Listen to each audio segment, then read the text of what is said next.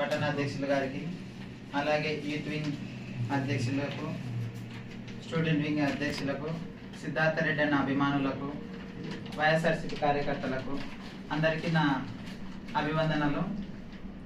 ఈరోజు కూటమి ప్రభుత్వం వచ్చి ఏడాది అవుతుంది.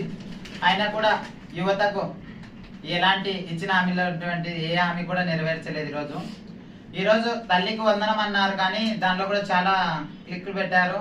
కొంతమందికి పడ్డాయి, కొంతమందికి పడలేదు. అలాగే యువతకు నేను వస్తే నిరుద్యోగ వృత్తి ఇస్తానన్నాడు, వాలంటరీ వ్యవస్థను కొనసాగిస్తానని చెప్పి రోడ్డున పడేశాడు యువతను. అలాగే డీలర్ వ్యవస్థలో ఉన్నటువంటి ఆపరేటర్లను వాళ్ళను కూడా రోడ్డున పడేశాడు. యువతకు ఉపాధి కల్పించేది పోయి ఉద్యోగాలు తీసేసి ఈరోజు రోడ్డున పడే పరిస్థితి వచ్చింది. కాబట్టి ఈవల్ల మేము బేస్ చేసుకొని రేపు జరగబోయే 23వ తేదీన యువత పోరు కార్యక్రమాన్ని విజయవంతం చేయాలని ఈ తాలూకాలో ఉన్నటువంటి అన్ని 5 మండలాల్లో ఉన్నటువంటి యువత, నందికొట్కూరు వాళ్ళు అందరూ కలిసి మేము భారీ ఎత్తున తరలిపోయి కలెక్టర్ గారికి వినతి పత్రం చేయాలని ఈ కార్యక్రమం. జై జగన్, జై జగన్, జై సిద్ధార్థ రెడ్డి, జై సిద్ధార్థ రెడ్డి.